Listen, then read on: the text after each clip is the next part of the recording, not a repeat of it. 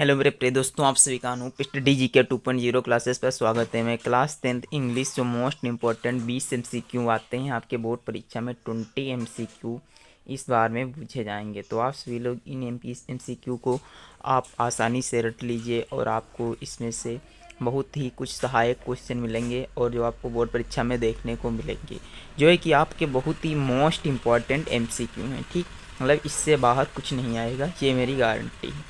आप ये सब पढ़ के जाइएगा। तो आपका जो इसमें से पहला पार्ट है वो आपका है पार्ट ऑफ स्पीच। क्या है आपका जो ये पहला पार्ट है वो आपका है पार्ट ऑफ स्पीच। तो आप देखिएगा, जो इसका पहला क्वेश्चन है, क्वेश्चन नंबर 1 है, मतलब इसमें आपको पार्ट ऑफ स्पीच के बारे में बताना है। आपको इसी प्रकार के क्वेश्चन देखने को मिलेंगे बोर्ड पेपर में। तो आप लोग सबसे पहले क्वेश्चन को अच्छे से रीड करें और उसका हिंदी में अर्थ पता करें, उसके बाद में आप आंसर दें। और सबसे पहले आपको क्वेश्चन पढ़ना है कि ये किस बारे में क्वेश्चन पूछ रहा है। तो आपको इसमें सबसे पहले पढ़ना ये है कि इसमें पूछ रहा है कि पार्ट ऑफ स्पीच। आप लोगों ने पार्ट ऑफ स्पीच पढ़ा होगा कि जैसे कि नाउन होता है, प्रोनाउन होता है, वर्ब होता है, एडवर्ब होता है, एडजेक्टिव होता है, प्रीपोजिशन होता है, कंजक्शन होता है। ये सब आपके क्या होते हैं, पार्ट ऑफ स्पीच होते हैं। तो उसी के बारे में आपको इसमें से बताना है। तो आपको पहला क्वेश्चन है कि I always go to the park on the weekends.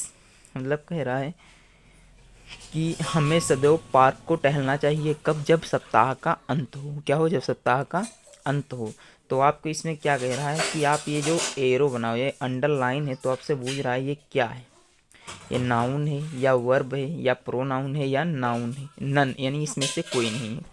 तो आप बता सकते हो जब कभी भी किसी वस्तु, व्यक्ति, स्थान का नाम हो का बोध होता है तो उसे हम क्या कहते हैं, नाउन होते हैं। तो पार्क आपका जो है ये आपका क्या है, देखिए ये आपका प्लेस का नाम है। क्या कहें? प्लेस का नाम है, यानी पार्क। तो आपका ये क्या हुआ जाके, तो इसका करेक्ट आंसर जो है आपका क्या है, ये नाउन है। अगला क्वेश्चन है those flowers are very beautiful how much do they cast.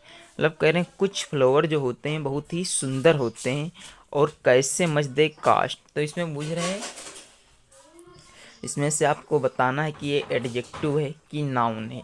तो आप सदैव जानते हैं कि जब किसी की सुंदरता बताई जाती है, मतलब जिसके बारे में जब कुछ कहा जाता है तो उसे क्या कहते हैं, उससे कहा जाता है एडजेक्टिव। तो आपका जो करेक्ट आंसर है वो कौन सा है, एडजेक्टिव। अगला क्वेश्चन है ही ड्रॉप सॉरी ये ड्राइव होगा, ये आई होगा। He drive his car very slowly down the mountain road. मतलब वह कार बहुत धीरे से चला रहा है। डाउन द माउंटेन रोड मतलब पर्वत की रोडें जो होती हैं वहाँ पास, वो कार जो है क्या बहुत स्लोली चला रहा है। तो आपसे पूछ रहा है कि इसका जो ये अंडरलाइन वर्ड दिख रहा है आपको स्लोली, तो ये स्लोली जो है ये एडजेक्टिव है कि वर्ब है कि एडवर्ब है। तो आप इसका करेक्ट आंसर बता सकते हो क्या है, एडवर्ब है। अगला क्वेश्चन है just is my favourite month of year. मतलब सॉरी ये लिखा है जुलाई is my favourite month of the year, यानी जो जुलाई है ये हमारा बहुत ही, मतलब जुलाई जो महीना है ये बहुत ही इस साल का फेवरेट यानी महत्वपूर्ण है। तो आप बता सकते हो इसका क्या है, एडजेक्टिव है, क्योंकि किसी के बारे में विशेषता बता रहा है। इसमें के 2 क्वेश्चन आपको मिल चुके हैं। चलिए अगला क्वेश्चन है आपका, वो है यानी आपको ये ब्लैंक स्थान भरना है। इसमें पूछ रहा है I working all afternoon and have just the achievement. मतलब काम पूरा हो चुका था, मतलब दोपहर से पहले काम था क्या, पूरा हो चुका था। तो आपको पता है यानी बात किस टेंस में हो रही है, पास्ट टेंस में हो रही है बात। तो आप इसमें पहला ऑप्शन है have been, option number B है shall be, option number C है हैड बीन, तो आप और ऑप्शन नंबर डी है एम। तो इसका जो करेक्ट आंसर है वो आपका क्या है, हैड बीन, यानी बात आपकी पास्ट टेंस में हो रही है। कौन से टेंस में हो रही है बात, पास्ट टेंस में। अगला क्वेश्चन है कि Sita are her brothers to be blamed. मतलब कह रहा है इसमें आप कौन सी, कह रही है कि सीता और उसके ब्रदर क्या थे, साथ में थे। तो इसका इसलिए इज भरेंगे कि आर भरेंगे या नन या वाज। तो इसका जो है कि सीता और ब्रदर, यानी यहाँ पास एक लोगों को ना कह करके 2 लोगों की बात की गई है। तो इसके लिए सदैव आर का यूज करते हैं। किसका, आर का यूज किया जाता है। चलिए आपका ये अगला क्वेश्चन नंबर जो 7 है, आपके ये जो क्वेश्चन मैं बता रहा हूँ बहुत ही महत्वपूर्ण है, आप इसे ज़रूर पढ़ें और अच्छे से इन्हें याद करके जाइएगा और आप लिख लिख कर प्रैक्टिस करें। अगर जो आप लोगों ने ग्रामर पढ़ी है तो आप इन क्वेश्चन का जवाब दे पाएंगे, नहीं पढ़ी है तो आप ग्रामर बड़ी अच्छे तरीके से पढ़ लीजिए और आपका पेपर आने ही वाले हैं। बस कितने दिन बचे होंगे, बस शायद 10 या 15 दिन का बीच में गैप है। आप अच्छे से मेहनत करना शुरू कर दें। जैसे कि क्वेश्चन नंबर 7 है, choose the sentence with the future perfect tense. यानी आपको ये 3 ऑप्शन दिए गए हैं, इसमें से बताना है, यानी आपको इसमें से बताना है कि जो ये सेंटेंस है यानी फ्यूचर परफेक्ट टेंस में कौन सा सेंटेंस लिखा गया है। तो आप बता सकते हो। ऑप्शन नंबर ए है, they shall have reached by them, यानी वे they shall have reached by them. Option B है, they shall be arriving by then, they shall arrive by then. तो इसका जो करेक्ट आंसर है वो आपका ऑप्शन नंबर बी है। अगला क्वेश्चन है, आर्टिकल से पूछा गया है। कौन से क्वेश्चन नंबर जो 8 है आपका, वो आर्टिकल से पूछा गया है।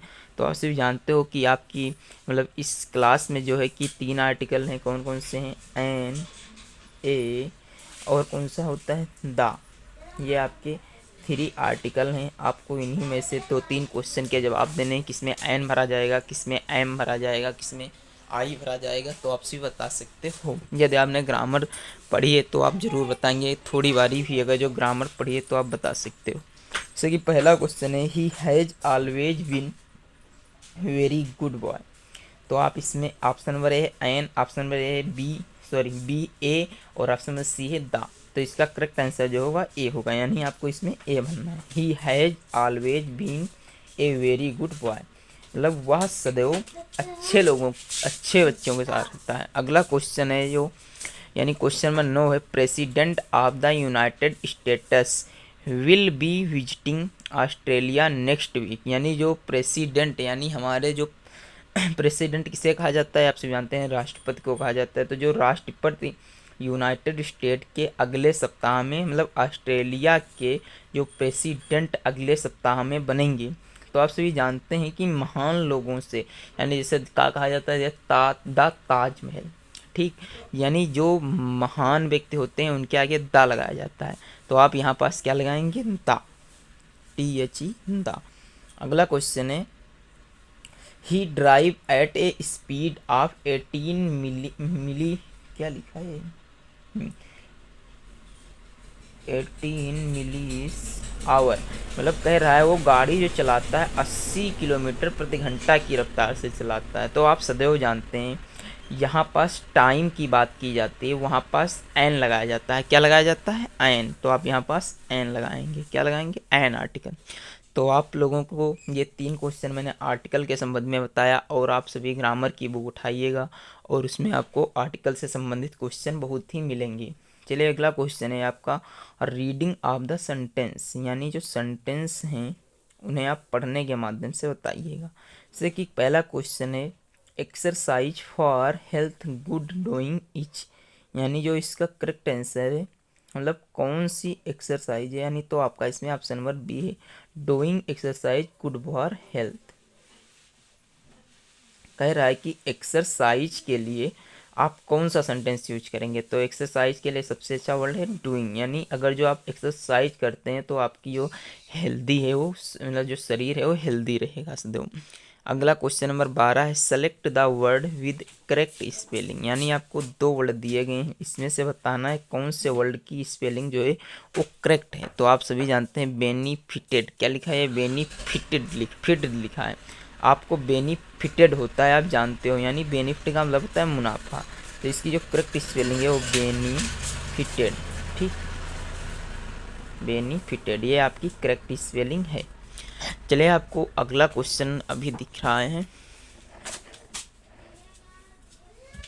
क्वेश्चन नंबर 13 है कि from the given group of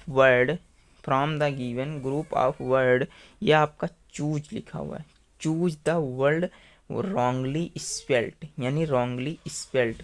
तो बूझ रहा है इसमें कि जो ये वर्ड लिखे हुए हैं तो आप बता सकते हो इसका करेक्ट आंसर क्या है? एमिनिटी। अगला क्वेश्चन है,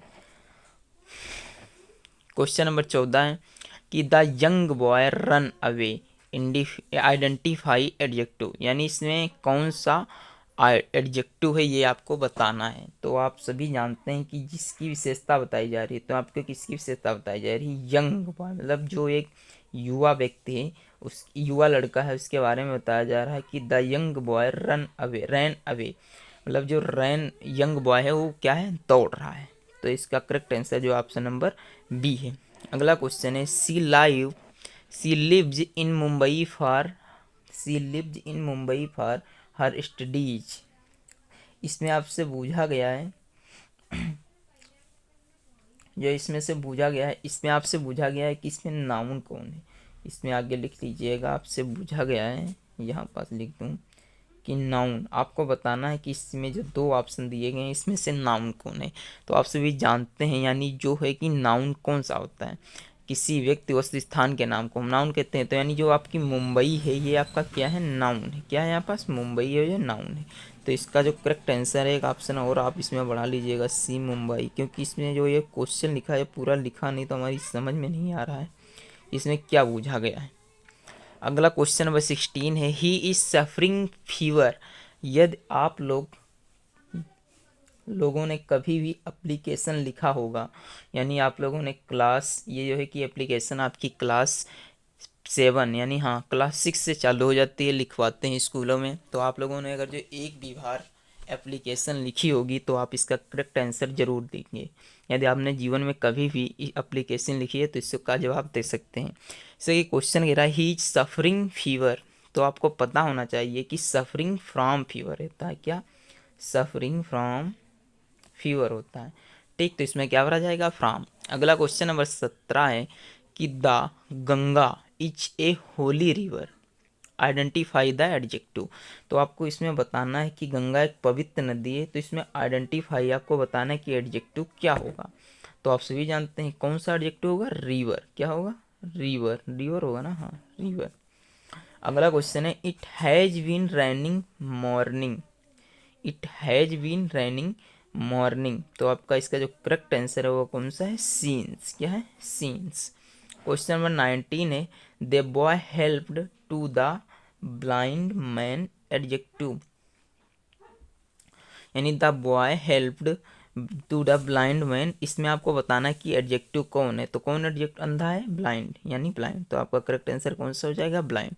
यदि आप लोगों ने इन क्वेश्चनों को ध्यानपूर्वक पढ़ा होगा, ये बहुत ही महत्वपूर्ण क्वेश्चन है। क्या है? वेरी वेरी इंपॉर्टेंट क्वेश्चन है। ठीक, तो आप इन्हें ज़रूर पढ़िएगा और ध्यानपूर्वक पढ़िएगा। यदि हमारी वीडियो अच्छी लगे तो वीडियो को लाइक करें और चैनल को सब्सक्राइब करें। धन्यवाद।